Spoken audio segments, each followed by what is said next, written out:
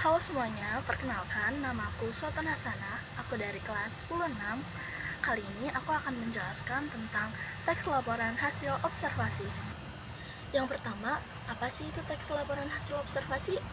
Teks laporan hasil observasi adalah teks yang menyampaikan informasi berdasarkan hasil pengamatan langsung terhadap suatu objek, fenomena, atau kejadian tertentu.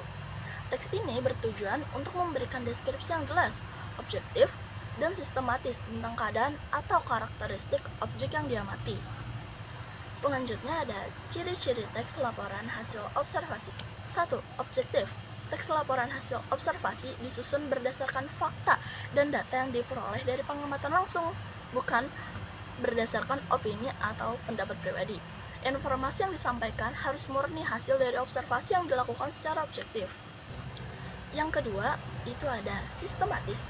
Informasi dalam teks laporan hasil observasi disajikan secara teratur dan logis karena mengikuti struktur tertentu yang mencakup pernyataan umum, deskripsi bagian, dan deskripsi manfaat atau fungsi. Struktur ini membantu pembaca memahami informasi yang diberikan dengan lebih mudah. Yang ketiga, ada lengkap dan akurat. Teks laporan hasil observasi harus mencakup semua aspek penting dari objek yang diamati dan menyajikan secara akurat. Data dan informasi yang disampaikan harus benar-benar dapat dipertanggungjawabkan, memastikan bahwa pembaca mendapatkan gambaran yang lengkap dan jelas tentang objek yang diobservasi. Selanjutnya ada struktur.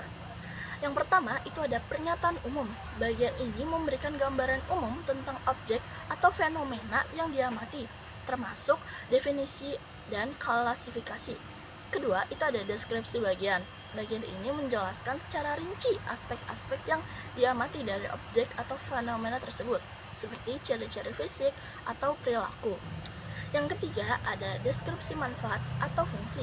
Bagian ini menguraikan manfaat atau fungsi dari objek atau fenomena yang diamati, menunjukkan pentingnya dalam konteks tertentu. Berikut adalah contoh teks laporan hasil observasi yang berjudul Komodo. Kalimat di paragraf 1 memberikan penjelasan umum tentang komodo, seperti komodo adalah jenis reptil besar yang memiliki 4 kaki dan terlihat seperti kadal. Selanjutnya di paragraf 2 sampai paragraf 5 terlihat sebagai deskripsi bagian karena menjelaskan secara detail tentang komodo, seperti panjang tubuhnya bisa mencapai 165 cm pada paragraf kedua, atau contoh lainnya, cakar komodo sangatlah tajam dan menukik, berada pada paragraf kelima. Selanjutnya di paragraf 6 atau paragraf terakhir terlihat sebagai deskripsi fungsi karena menyatakan komodo merupakan satu di antara satwa nasional yang harus dipertahankan sebagai salah satu bukti nyata kekayaan negeri ini. Selanjutnya ada kaidah kebahasaan. Yang pertama itu ada kalimat atau kata definisi. Kalimat atau kata definisi digunakan untuk memberikan pengertian atau arti dari suatu istilah atau objek yang diamati dalam laporan. Dan di dalam kalimat atau kata definisi terdapat atau berisi kata ialah, adalah, dan juga merupakan. Contohnya, gajah adalah hewan mamalia besar yang hidup di habitat hutan. Yang kedua adalah kata khusus atau istilah. Kata khusus atau istilah adalah kata-kata spesifik yang biasanya terkait dengan bidang atau topik tertentu dalam laporan. Istilah ini sering kali bersifat teknis atau ilmiah. Contohnya adalah klorofil dalam konteks laporan tentang tumbuhan. Yang ketiga ada kalimat deskripsi. Kalimat deskripsi adalah kalimat yang memberikan penjelasan rinci tentang ciri-ciri atau karakteristik dari objek yang diamati. Misalnya, daun pohon mangga berbentuk lonjong dengan tepi yang rata dan permukaan yang licin. Yang keempat ada konjungsi. Konjungsi adalah kata penghubung yang digunakan untuk menggabungkan kata, frasa, atau kalimat dalam laporan. Konjungsi membantu menyusun kalimat yang kompleks dan menyampaikan hubungan logis antara ide-ide.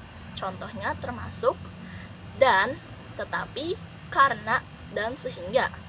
Yang kelima, imbuhan.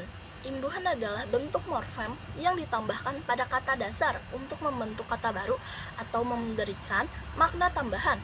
Imbuhan dapat berupa prefix, infix, suffix, atau konfiks.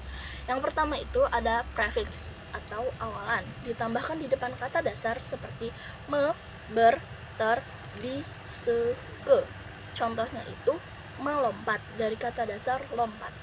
Selanjutnya yang kedua ada infix atau sisipan, ditambahkan di tengah kata dasar seperti l, atau r. Dari contohnya itu telunjuk dari kata tunjuk. Yang ketiga ada suffix atau akhiran, ditambahkan di akhir kata dasar seperti kan, i, kan, nya. Contohnya itu seperti tuliskan dari kata dasar tulis. Yang terakhir ada konfiks atau gabungan awalan dan akhir dari prefix dan infix. Ini bisa contohnya itu kayak ke, an. Ke-nya itu awalan, an-nya itu akhiran. Dalam katanya itu ketulusan dari kata dasar tulus. Sekian video pembahasan teks laporan hasil observasi dari saya. Sekian dan terima kasih. Mohon maaf bila ada kesalahan.